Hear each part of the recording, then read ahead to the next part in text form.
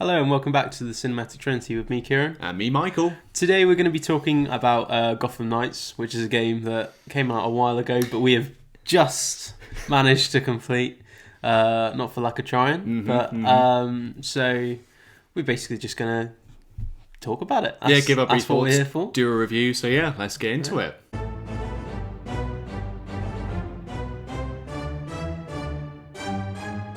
So Gotham Knights came out in October 2022. 2022? Yeah. Oh no, I thought it was... Oh dear. That was a while ago, wasn't it? We started playing it, I think, November time last year. Yeah, probably. So it's taken 6 months? Yeah, it's taken a fair few months to get it finished. But yeah, you know what? I feel like something to talk about, isn't it? So let's definitely. give our quick thoughts. Because this kind of released to very middling reviews. Because I can definitely agree with them that that's sort of where I stand on it. I'm not too sure whether that's where you stand as well. Yeah, I mean, I think the thing you've got to think about immediately is just Gotham Knights, and then you compare it to other Batman games that have come out recently, namely the Arkham series, and it's just, no pun intended, it's night and day. Dark Knight and Day. Dark Knight and Day. But yeah, I mean, it was enjoyable enough. It was nice to be able to play like kind of a co-op thing, because I know that me and you, we played Arkham Origins multiplayer back in the day. Yeah. And that was really fun. But obviously that had the Arkham kind of combat and stuff, and there was kind of a bit more to it. But you know, I will say it was nice to be able to be out in the open world with someone else and doing some stuff. But I think the fact that you can be on opposite ends of the map and still, doing your own thing, that's really good. It's not like Dark Souls where it's you're enclosed in this one area, you can't progress any further. It's no, you're doing crimes in one district, I'm doing crimes in a completely other district. That kind of immerses you in a way. It's exactly what it would be like if these crime fighters were doing stuff day to day kind of thing. But yeah, I know the most surprising thing for this developer, because it was Warner Bros. Montreal who developed this, and they actually did one of the Arkham games. It wasn't one of the mainline ones. It was Arkham Origins, which obviously we did the multiplayer for. Yeah. So you playing, the combat in those games is so tight. It's counter based, it's rhythm based, but they just didn't think to carry that across into this. Whether there's a behind the scenes technical aspect, this just can't work in multiplayer, this button layout. But I think for me, that's the biggest thing, is the combat just didn't feel that great in this game. Yeah, and it's definitely one of its shortcomings compared to those other games. But I say the co-op element, I feel if we didn't play this together, it probably would have been it would have been a completely different experience. Yes. So yeah, I think the basic story of the game is basically Batman is dead. That's how the game opens, as he gets killed. So basically it's up to Red Hood, Batgirl, Nightwing and Robin, Tim Drake, to basically pick up where Batman left off, sort of investigate the Court of Owls, and then sort of antics ensue. In the meantime, it's really a very... This is just spoiler warning as well, so I'll insert the spoiler jingle here. But yeah, they uncover stuff as the game goes on. Villains get thrown in here. There's the League of Shadows, and Batman comes back resurrected as well. Towards the end, it's a very middling story. I was trying to remember stuff that happened, but I know that's the basic stuff, I feel like the actual main story, I don't think an awful lot actually did happen. No, because we obviously broke it up by doing I think they called them showdowns, because we did Mr. Freeze's stuff first, so then we had Harley, and then we did Clayface at the end. Yeah.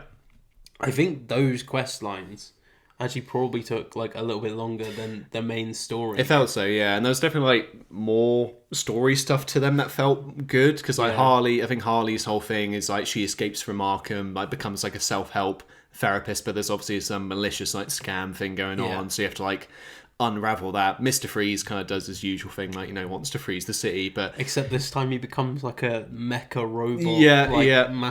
So you fight him twice, and the second one's a robot weird spider that shoots ice at you. It's very weird.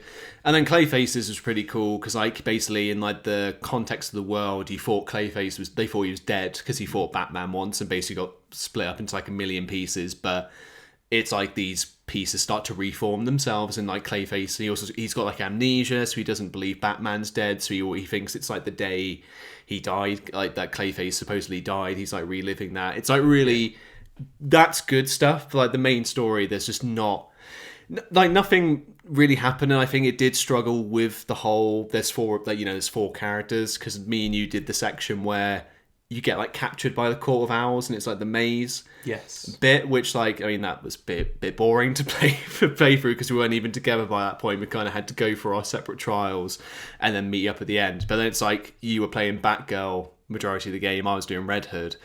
And it'd be like all the characters converge in this cutscene, and it's like Tim Drake and Nightwing being like, "Oh man, like, oh, what a surreal experience!" It's like you weren't there, like you were there, man.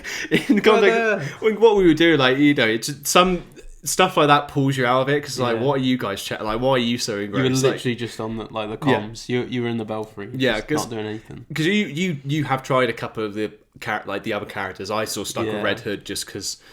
From what I saw, like before we played it, like I thought that's probably the kind of character I want to play as. Like I like his style. His traversal's weird, but we'll get into that.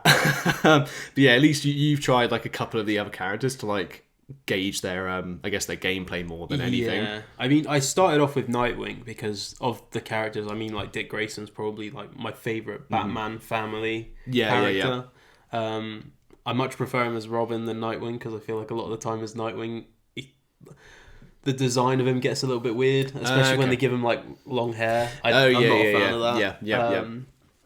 But so I started off with him, and I don't think I really enjoyed it as much as I was hoping. So then I switched over to Batgirl. So I think I only played about an hour of Nightwing, and then switched over to Batgirl and played the rest of the game as Batgirl. And, you know, she was alright. Her combat was fine. She was... I think they say that she's, like, kind of better for single target ones. So there were a lot of times where I could deal out, like, a lot of damage, like, very quickly for, like, boss fights and stuff. But, yeah, I mean, she was... I think I enjoyed her better than I enjoyed playing Nightwing. Yeah. And then I think I mentioned to you like a little while ago that I played Robin at the end after we completed all the story and stuff, and he's very good for stealth, but I just don't think I'd like to play him for an extended period of time. Certainly his character's annoying in like the cutscenes we did see. Like he's just very mopey and like because they didn't even go for like a Damian Wayne thing where it's like Batman's son, because like in the comics like Damian Wayne is, you know, he's a pain. He's just because he was brought up by like assassins, so he disagrees with Batman on like a lot of things. But this is just he's like a tech savvy sort of, you know, always like he's always got headphones on, always just on his like tablet or whatever. It's like, okay, Tim, like I think he was definitely the most annoying of the cast. Yeah. Maybe that's just because he's a child. And they have like their own things, because like Jason's thing, like I didn't mind him, but like he always just keeps going, because obviously his whole thing is like do you remember I died? Yeah, literally his whole thing is like, oh yeah, I died and came back to life, but like he brings that up like every time. It's like, yeah, Jason, we get it. Yeah, and like they do some things like to obviously try and differentiate your playthroughs, because like each character gets like their own flashback moments, like in the Batcave, like or your like headquarters, which you can do. So that's a cool element, I guess, to it. But yeah, just like the story didn't capture me. Like it really struggled to maintain like my focus, and like the central mystery, like I wasn't, you know, didn't feel like there was big stakes in it. Just sort of stuff happened. We were kind of just there for the ride and being like, oh, so we're fighting the League of Shadows now, or oh, we're fighting the Court of Owls now, and then there's Man-Bats, we're fighting Man-Bats now. Why are we fighting so many Man-Bats? No, I don't know. So it just and then it trickles along to like the end boss fight, which is where you realise sort of the League of Shadows are there. That's like Ra's al Ghul, Talia al Ghul. They like bring Bruce Wayne, Batman back to life using the Lazarus Pit. Well, Ra's is dead. Ra's is dead. Yeah, yep. So Talia's there, like leading the League of Assassins now, or League of Assassins, League of Shadows, whichever. She's there leading them. So yeah, they bring Batman back to life, you know, to serve as like their general or whatever. So you get like a boss fight with that. That was that very short lived when we played it? Because I feel like our characters we weren't. I wouldn't have said we were like really overpowered, but we were the max level we could have been at that point. I think so, yeah. But I don't think we were OP. I think it was because we watched a video of like this boss fight, and it was saying like 45 minutes for the entire thing. I think we cleared it in 20, maybe probably 25. less than that, I think, yeah. Yeah, and it's just like I was expecting a lot more from it, and it wasn't particularly challenging either. Yeah, there was some funny stuff in between, because like The game really couldn't decide, like, because we were playing in your world, like, you were the host, but it really couldn't decide in some cutscenes whether you'd be, like, the star of it, or whether, like, my character would be, so whether that's, like, a glitch, or, like, if some person interacts with something the correct way, they're the focus of that cutscene, but, like, we kept trying to do these moments where you're fighting Bruce Wayne, and then, like, it meant to I think I did all of them, didn't I? And then I did the last one. Yeah, so, like, you grab him and, like, talk to him, like, oh, Bruce, snap out of it, what are you doing? And then, yeah, I think I tried to get the second time, but you got in there first, and then I was like, oh, I'll get the next one then. But then that's what led on to the cutscene, so it suddenly went from, like, Batgirl fighting him to then suddenly Red Hood's there, like, hello, Bruce, like, you know, don't fight me, please. And it just, like, completely breaks up that immersion, but it's still funny in a way. And then, like, you kind of defeat Batman. He has, like, this whole, because we just laughed because it's just him being like, ah, like, screaming the whole time, because he's just, like, fist fighting you. So he is tough because he's obviously Batman, but we defeated him. And then Talia steps in to, like, do her boss fight, and then we steamrolled that. Like Talia did not survive for long at all. Like, that went super quick. Like, there's even, like, a second phase, and that didn't last very long either. And then, kind of, like, ends with this cutscene where Batman dies again, because he, like, sacrifices himself. He does, like, a big speech about, like, the Court of Owls, and I think, like, being anti, like, it sounds like anti-capitalist or just anti, like, rich people kind of thing, and then he just dives into Lazarus Pit and blows up and dies properly this time. And that's where the game ends, because it's kind of like, this is where you guys fully take on the role of, like, Gotham's protectors and stuff like that. And then obviously it's just for you to clear up the end game, because there's not, like, much to do once the game ends. There's, like, you get some side mission stuff, like, obviously characters give you contracts to then get currency to then buy outfits with, which, like, that's, like, a whole thing I know some people weren't happy with when the game came out, is it's all, like, currency based. Like, some stuff's really hard to come by, because I know we tried looking for, like, the legendary outfits, and that brought, like, its own thing with, like, the currency to get those. So it's all, like, and it's all, like, number space, isn't it? It's like, oh, this outfit gives you fire damage. Yeah, exactly. This is a bigger number. Or this gives you poison damage, or, like, fire damage. It's like, this just doesn't feel right in, like, a Batman-themed game. Like, I don't need Red Hood to do poison damage to enemies, if you see my... But, like, what, like, is a, you know, gameplay system, again, it's a vast departure from, like, the Arkham games. Like, did that, like, you know, were you a bit thrown off by that, like, first of all, or because I know you spent a lot of time in the menus, like,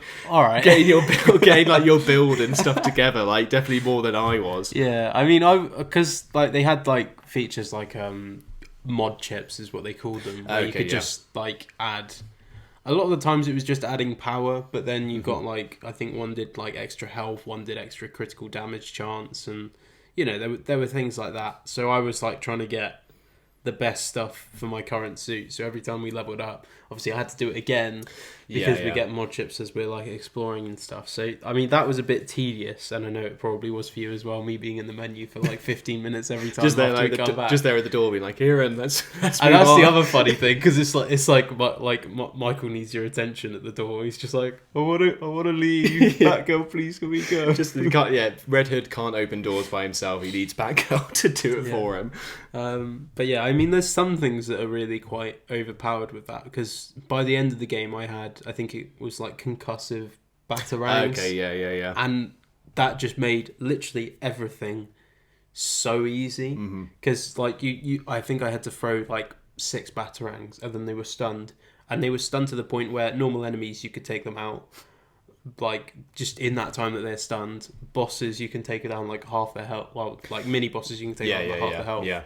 And it just trivialized some of the bosses, as like the actual main bosses as well. So, I mean, there's things like that, and I know there's the elements and stuff which certain bosses are weak to, but then it's like, because that's how we found out you'd fight Harley Quinn, because her character bio came up and it just randomly said weak to poison or weak to fire, and we were like, oh, I guess you're gonna fight Harley Quinn then. Like, she's still in prison by this point, but I guess we're gonna fight her. But yeah, that's.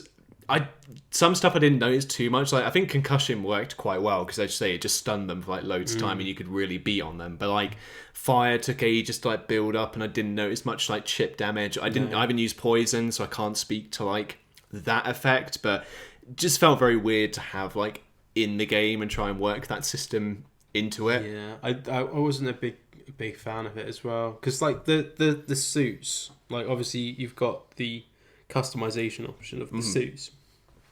And there's like quite a few, but when you unlock a new one that you can just equip, you can't customize it at all with like any other colors or anything like that. And I feel like that's a really weird decision, because you get like some suits will have like, I think it's like a Titan like look to it, and then you can go in, you can change your helmet, change like the cowl symbol on your chest and stuff. But if you want to keep like the stats of that outfit but make it look like something else, so I could choose like I'm just trying to think of things for like Red Hood, like the demonic style. I can't change that look, but if I had the demonic outfit equipped normally with like its stats and everything and didn't just change the look of it, like it's very confusing. And it's just why they couldn't delve into that customization option more. Like it doesn't make much sense. I just really didn't like that, because I know I've played other games in the past as well where they've had these kind of loot systems, which I'm really not the biggest fan of.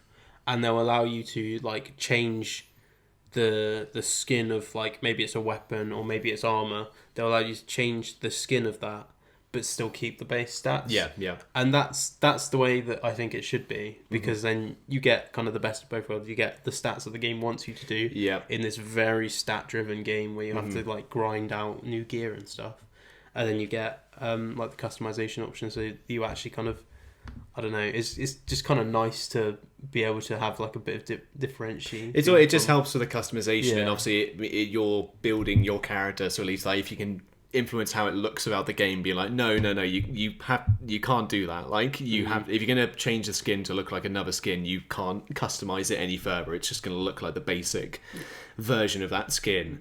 So it's just very odd. Like a few decisions in the game just felt, it is a very average game. I can't say I like hated it or anything. Like I can definitely see the problems there, especially when you do compare it to the other games, the other Arkham games, which are like some of the best superhero games out there. Definitely. Or like even like if they did like a Spider-Man game, like stuff like that, like suit customization, combat, like the stuff in those games really good. And if they did a Gotham Knights style thing with Spider-Man, like where it could be two of you doing stuff in New York City, learn lessons from like this game and like just how to do it, because like there's some stuff here that really works, like the flawless like co-op and stuff like that, but just don't do the like different currencies, just like keep it simple, keep it straightforward. Just the suits, just allow players to do whatever they want, because that just makes it more fun and engaging for like the player base. What would you I guess just looking at like the other stuff that's in the game, obviously me and you, we're going to try and platinum this game as well, which trophy wise not too bad. It is just that tedium of fight this many enemies or level up all the way, which I nearly could have done, or not. I suppose it wasn't leveling up all the way, it was getting like all the abilities, but I wasted I used the abilities in the wrong place, so I was like, great. So me and you have to New Game Plus it, which like I don't mind. We can just again steamroll the story basically to get to where we want, but it is just keeping up with how many enemies have we fought, how many crimes have we done. It's just that classic thing, but the game doesn't track it for you. So I always hate that when it's like you're asking me to defeat this many people, but you're not going to tell me. So I think like as a platinum, probably not going to be too bad. I think like overall, especially when you are playing with a friend, it's worth doing, just because the experience is it is just fun that way. Like me and you, I would say we had a good time with it. But if we played it by ourselves, it would have been probably miserable, and we probably could. I don't know. I probably would have just dropped it potentially. Yeah, possibly. I feel like there's a lot of games like that really don't shine until they're done. In a like co-op setting. So. Because I was gonna touch upon this point actually, and it was gonna be the traversal. Actually, is one point of gameplay. I'll let you lead the conversation there. Mine was just awful. I mean, like, because obviously Batgirl, she gets like use of like kind of the cape to like glide and stuff like you do in the Arkham games, and in Arkham it works really well and it feels like it's like flowing really smooth it just feels. Well, you can build like momentum in Arkham. You can build momentum. You can to a point in this, but I found that it, like yours was literally just jumping in the air. And yours was quicker than mine. I was like, how is he jumping faster than I'm gliding from the top of a skyscraper? I mean, that ability. I remember when me and you, like, when the trailers for the game were coming out, and it was like, here's everyone's traverse ability. So, like, Nightwing gets a glide, like a glider, like a little. He just holds on. Yeah, so that's a bit like, all right. Tim Drake gets an interesting one because I think he teleports. He just teleports. Yeah, so it's like, right, okay. Because I know he's like tech savvy, but like teleportation, like, it feels a bit weird. Well, some of his abilities as well, from when I played him, it seems like he's the most like a super powered person, because that seems to be like the kind of way that they're portraying him. Okay. Because he can create like a little clone of himself and dodge away, and then the clone will explode, and if you've got like poison damage or something, oh my god, it'll just do like a poison bomb, right? And I was just like, that's really weird. Yeah, like since when was that a thing that he could do? Because he gets that, and then Batgirl gets her glide, and then Jason Todd Red Hood gets. Yeah, he gets like a super jump, so like if you're falling, you can just keep jumping like for a limited amount of time. But it's just like the Lazarus Pit gave him that, I guess. Like, again, that didn't make any real sense, because I guess in the comics he is like, he's still acrobatic and like has the grappling gun and stuff. He doesn't have a cape or anything, but it's just, I guess we got to make it fun for him to. But then you get a pathetic little like boost as well, because you're like grappled to a building and you get the option to like jump, but like the jump is so minimal. Like you'll either clear go like a meter up in the air. like you can either clear the entire building and like continue to glide or jump or whatever, or you'll just jump just onto the roof of the building and it'd be like, well, this is fantastic. That's what I was really hoping with the Batgirl's glider as well, because like if she were to grapple, then do a jump up, and then like go into the glide up, and then like kind of get a bit more momentum. But it just didn't really work like that. No, it just like going again from, because the comparison's always going to be there to the Arkham games, like just the traversal in that game, like why they couldn't have just kept it or whatever, because like the characters as well, like they can traverse in their own little way in those games as well, like because they did like the Nightwing DLC and the Red Hood DLC, and like they managed to make that work, but still it's just like, what are you doing? Like, just take lessons from the games that you've developed and just keep that system in there, because everyone loved it. Like, I don't see why you needed to change it. The traversal, definitely a step down, and just makes playing it just feel very, not tedious, but just slightly off, because you're like, oh, Kyran, I'll follow you. Jump. Oh, wait, I need to wait. Jump. It's just very, just why they did that, I will never understand. I do find it quite funny how you unlock those abilities as well, because you've got to do like a side knighthood side quest.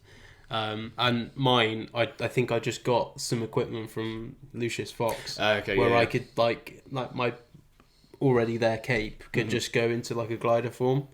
But yours, I'm pretty sure Jason just goes, oh yeah, I remember now. I can just jump. Yeah, he has like a flashback. I think he like has a flashback in the Batcave or whatever, and then he like just jumps up. And I'm like, what? And it's like basically, oh yeah, no, I remember I can do all these jumps now. It's like, what? And you didn't think to bring this out before I did this mission? It's like, I just don't understand. I just found that so funny when you told me that was the mission. It's like, oh yeah, I got powers. It's like, I could just do this now. Literally no sense. Made absolutely no sense. But I've no idea what Dix and Tim's are going to be like. I guess they can make sense because like tech based, could be like, oh, I've developed this thing, but just being like, I remember I could do this. Cool. That's why was I doing this the entire time? It'd almost be like if Batgirl went, wait a minute, I can glide. I can just do this with my game. My God, what? It's just so stupid. I didn't know this. I'm gonna have to watch those cutscenes to see what their stuff is. But that just literally made no sense. It was so stupid. Yeah. But what would you like give the game? Because it came out to like middling reviews. Are you like of that opinion, or would you give it more credit than that? Yeah, I mean, it's entirely, as we've been saying, it's entirely based on how you play it, whether you play it on your own or with other people. I'd say if I played it on my own, it'd probably be like a 4. Okay, yeah. Because I was playing it with you, and we had kind of like, there were funny moments to it. There was like tedious stuff, but there was also like kind of funny things. So I'd say as a cooperative game with a friend, maybe like a 7. Yeah, I'd give it. I think I'd give it 6 just because I thought it was so, like, just because it is just really mid. Like, it's just such an average experience. But so I feel like the co-op experience really boosts that, because like, you can have a lot more fun with that.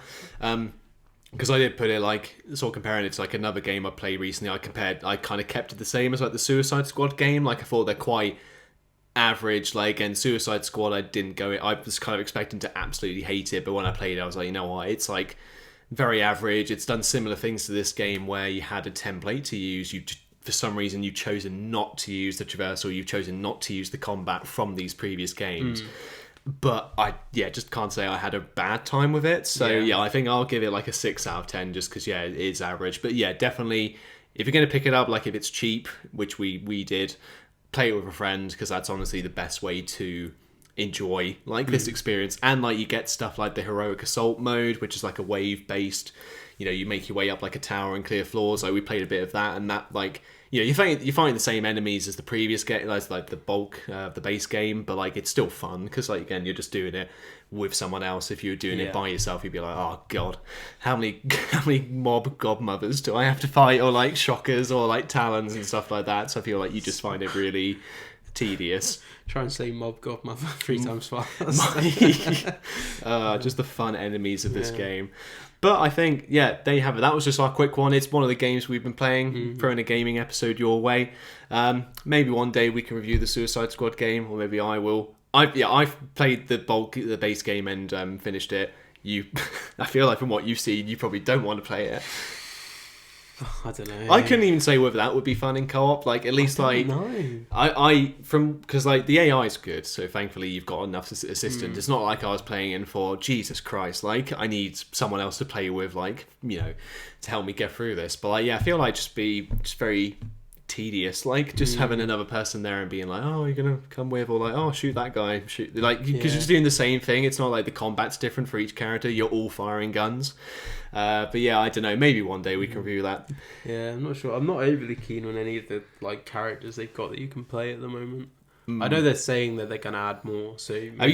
you probably haven't seen, but the this is a very current topic. But they added Joker to the game recently in like their season 1 update, and there's been a whole thing about that because they were saying like Rocksteady came out and said, oh yeah, you can play Joker for free, stuff like that. But what they didn't say is you can play Joker for free, but you have to like grind all the way through the season to get it, because basically you fight you fight Brainiac in the end, and that's how you get Joker. No. Or you could pay $10 and buy him, so you get him earlier. So that's like what they've done. That is terrible. Yeah, God, I hate like battle passes and live service. Which I will, for like anyone who's played the Suicide Squad game, like anyone listening or watching, like the end game, probably as you know, is like there's just nothing to do. It's just all busy work. It's the kind Gotham Knights, at least, like you get the crimes and stuff, and again, like playing with a friend makes it more bearable. But Suicide Squad is just the same missions over and over again to build up this level, so then you can access the same missions all over again. It's just so tedious, and I think this is just the same, and you have to grind to then do this boss fight, and then maybe then you can play as the Joker, or give us your money and you can play him earlier. So it's just very... That game has a litany of problems. I'm sure it's going to come up in our end of 2024 review as we go over some of the worst games of this year, because that is definitely one of them. But maybe that may be a story for another day if we do end up reviewing it. That was Gotham Knights anyway. I hope you guys enjoyed listening. I'm not too sure what we're talking about next week, but we will see you next week in an episode of the Cinematic Trinity. But in the meantime, I've been Michael. And I've been Kyran.